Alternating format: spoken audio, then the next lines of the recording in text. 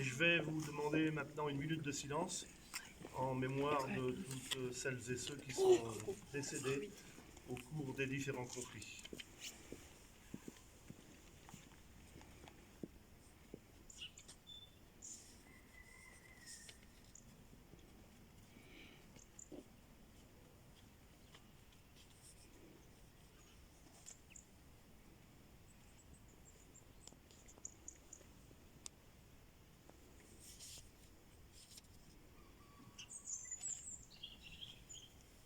Merci. On met la Marseillaise maintenant ou... Ouais.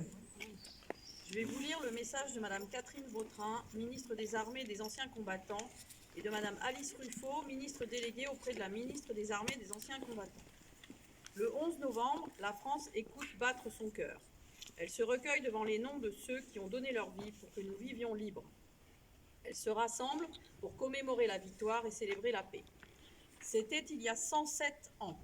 Au fracas des armes succédait le silence des plaines dévastées de Champagne, des vallées de la Meuse, des forêts d'Argonne.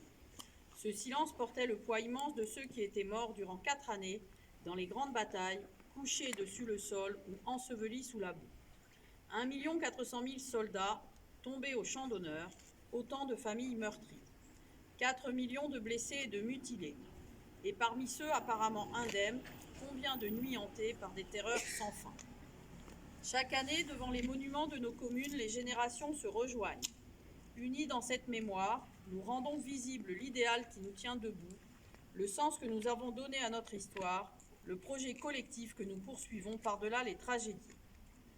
Construire un ordre tel que la liberté, la sécurité et la dignité de chacun y soient garanties, selon les mots du général de Gaulle en 1941. Ce projet porte un nom, la République. La République a donné à chaque soldat mort pour la France, aussi anonyme soit-il, d'être honoré à la place la plus élevée, celle qu'occupe la tombe du soldat inconnu sous l'Arc de Triomphe.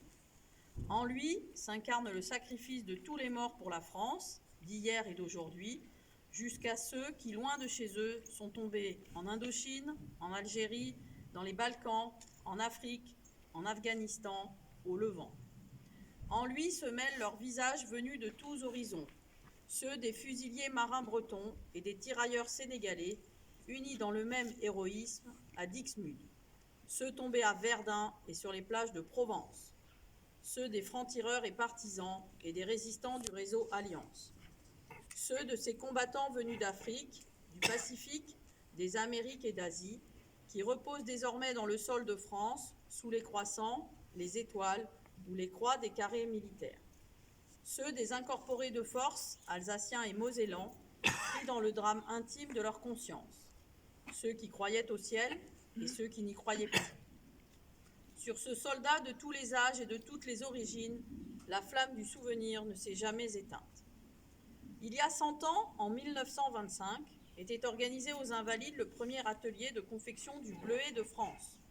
Devenu le symbole de la solidarité avec le monde combattant, cette petite fleur qui poussait dans les tranchées témoigne de la force d'âme de la nation.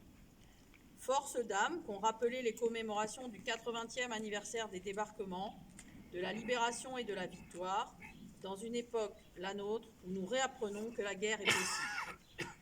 Assistant depuis Londres au péril qui pesait sur la survie même de la France, la philosophe Simone Veil offrait en 1942 une définition du patriotisme que chacun peut faire sienne. Le sentiment de tendresse poignante pour une chose belle, précieuse, fragile et périssable. Ce patriotisme demeure une nécessité vitale. Marc Bloch, l'homme des Lumières et dans l'armée des ombres, en incarna l'exemple. Son entrée au Panthéon le 16 juin prochain, décidée par le président de la République, rappelle que l'esprit de défaite est toujours un poison mortel. La flamme qui l'animait fut une invincible espérance, l'espérance de ceux qui ont décidé d'être forts pour protéger ce qui est juste. Cette espérance que symbolisaient déjà dans le ciel de Reims, le 11 novembre 1918, les tours restées debout de la cathédrale martyre.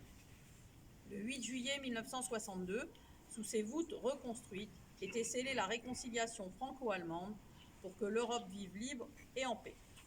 Car là sera toujours l'espérance de la France, fidèle au sacrifice de ses anciens, à ses valeurs et à ses promesses, consciente de sa vocation universelle au service de la paix. Vive la République, vive la France. Merci. La musique. Non, il n'y a pas de musique, on chante directement. Elle chante. No, Ouais, just pas de sing it. musique. Bon, alors on va tenter une première. On va chanter la Marseillaise. Si les messieurs veulent bien se découvrir. You can start. Allons enfants de la patrie, le jour de gloire est arrivé. Contre nous de la tyrannie, l'étendard sanglant d'élever, l'étendard sanglant d'élever.